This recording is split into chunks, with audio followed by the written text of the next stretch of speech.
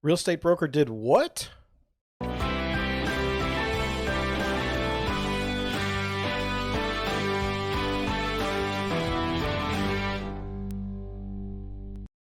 Good afternoon. So, those of you might know that know me know I'm a real estate broker in St. Louis, Missouri. And every once in a while, I'll come across an article from St. Louis or from around St. Louis that I find kind of fascinating. This one is interesting to me because of the way it's written and I wanted to give you my opinion based on what I know as a real estate broker because it hits kind of close to home. So I wanted to go to that. Here you go. It says St. Louis County man says a real estate broker stole his home. So the first thing I think, and I think most people would think too, is well, how did that happen? Like, how did that happen? How do you steal a home as a real estate broker? Because it's not something that we normally do. Like, maybe you say like you stole it, like you bought a property so cheap you stole it. But this is something totally different. And so I just wanted to go over it. It says there's a fellow named Jeff Hopkins, and he owns a property, and he found a real estate broker, Sheena Cox, who works out of an office in Bonne Terre, Missouri, which is not anywhere close to St. Louis County. It's about 90 miles away. So that's interesting. And then it says she took Hopkins home with the help of an alleged forged warranty deed, which was recorded in February of 2021. It shows it was stamped a year and a half earlier by a notary at the bank across the street from the broker's office. The bank, however, told me its notary did not notarize the signature and that the logbook confirms this. Hopkins says he wasn't even in the state at the time. So let's just deconstruct this a little bit. Okay, so how do you transfer properties? You have a deed, and then there's different types of deed, and one of which is a warranty deed. So we have a broker who supposedly had a forged warranty deed, which wasn't recorded until February of 2021. It shows that it was stamped a year and a half earlier. So a lot of people don't realize is you can actually have a deed to a property that's not recorded. That's not great. If you're doing things on the up and up, you want to have a recorded deed. But then in this first paragraph, I mean, it's basically an allegation of fraud, criminal misconduct. And I'm not a lawyer, but once you get into this realm, the story is more of, well, there's a criminal that stole a piece of property. It's really not a real estate broker that stole the property.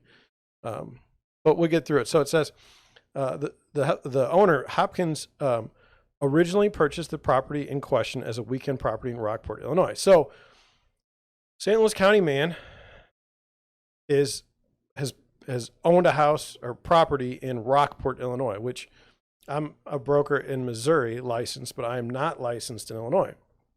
So that gets a little strange. And then you would think that the fellow would use somebody that was in St. Louis County or at least close to him, or he would use a broker or a real estate agent that was in the county in which he is selling the property in Illinois. So it's strange. But then he said he tried and failed to sell his Rockport, Illinois property to real estate broker Cox. And he said he found her online. So that's a strange thing too. So let's assume that this seller is looking to sell his home.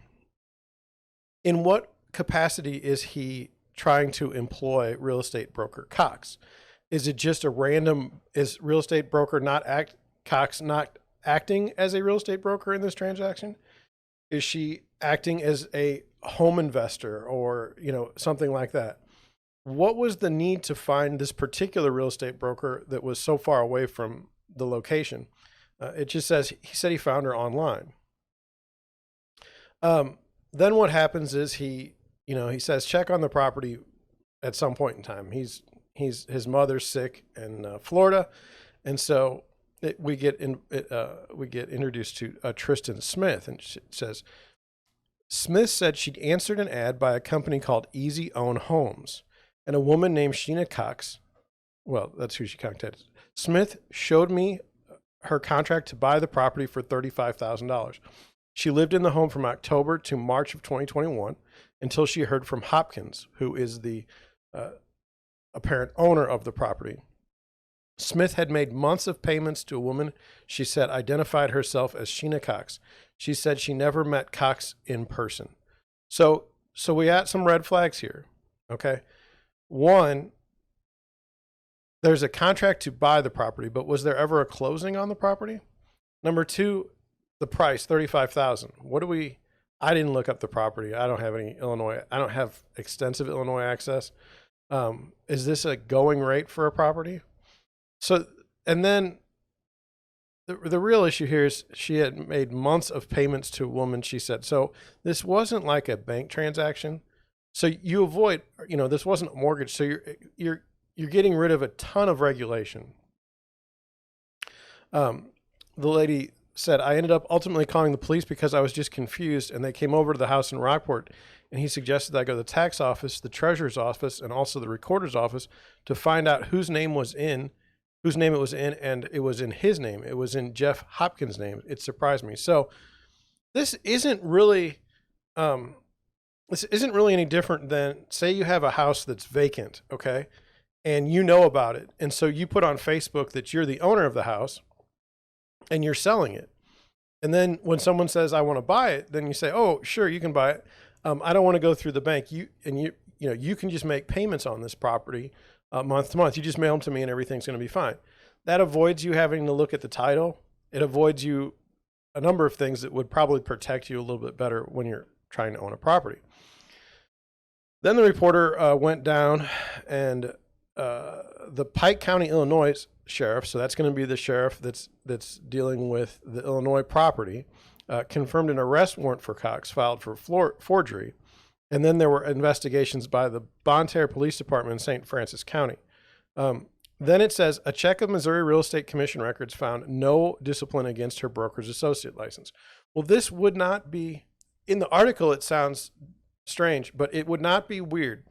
The Missouri Real Estate Commission, they send out auditors, and they audit brokerages, but I have no idea how many brokerages open every year, but there's quite a few.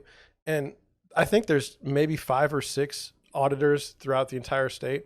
So you may get, it's a random audit, so it just pulls them by out. So that's one way in which the Real Estate Commission looks at things, through audits. You can file a complaint with the Missouri Real Estate Commission. But the key is, this is a criminal situation.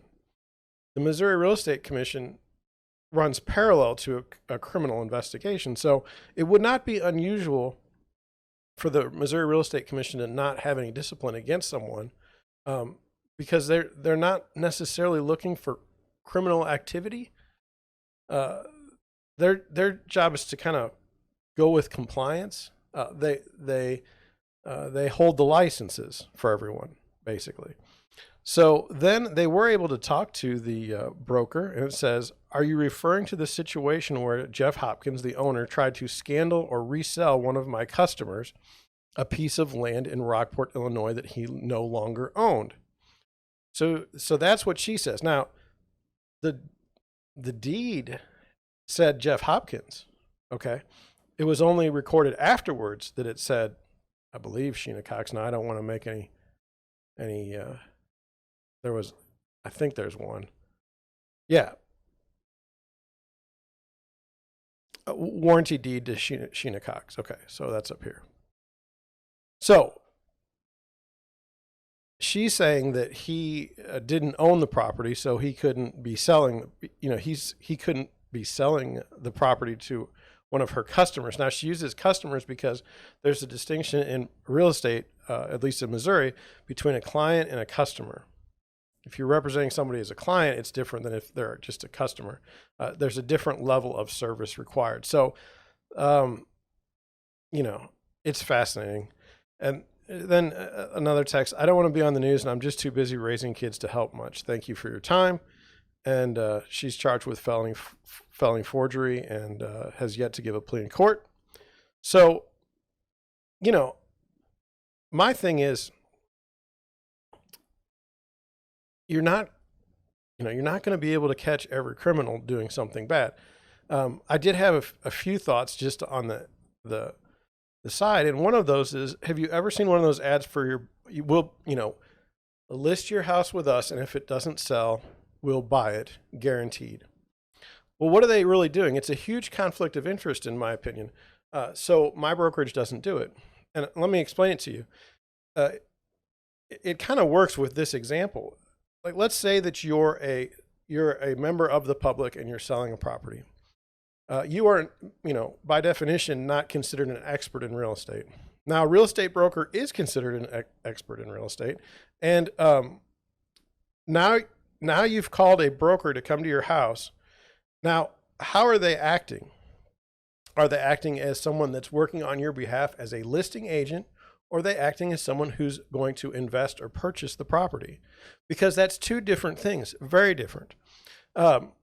If you called me to buy a house, okay, let's say there's a $100,000 house. I'm going to try and buy it for as little as possible when I'm trying to buy a house. Okay, that's just me.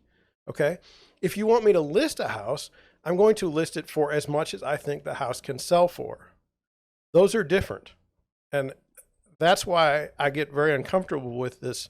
We'll buy your home guaranteed if we don't sell it. First of all, the market's smoking hot. If you can't sell a house now, you're got your own problems. And second, you don't know in what relationship you're in with your client or a seller. It's kind of a mess. One of the red flags that I saw in this particular article was that the broker is in St. Francis County working with the seller in St. Louis County to buy a property in Illinois. And who knows if this woman in St. Francis County is even licensed to purchase property or, to work as a broker in Illinois. So that's just some of the stuff that I saw in this article. I thought it was fascinating. To me, the story wouldn't have been no different if the real estate broker in the story wasn't even a real estate agent. They were just a person committing fraud. You could have wrote the headline, "Someone commits fraud and steals a property in Illinois," because this kind of stuff happens. Unfortunately, I've had some videos, and we've talked about how wire fraud is real. People will do this from time to time if they can get a name, and they can get a title company sometimes to go along with it and get that title transferred. You don't have to use a title company. You can get you can still get in the county and things like that. But in this case, it wouldn't have mattered if it was a real estate broker or somebody off the street. What happened was wrong. Based on what we see, we don't know the 100% facts. And this is just maybe a warning to those who might buy a property that is quote unquote seller financed, or buy a property rent to own, or buy a property without a closing process, without a mortgage, in cash. These are red flags in acquiring property. So just, be on the lookout. Be happy it wasn't you. These people will have years to sort these things out, and it's a bad deal. So anyway, thank you for watching. Thank you for listening. I will catch you on the next one.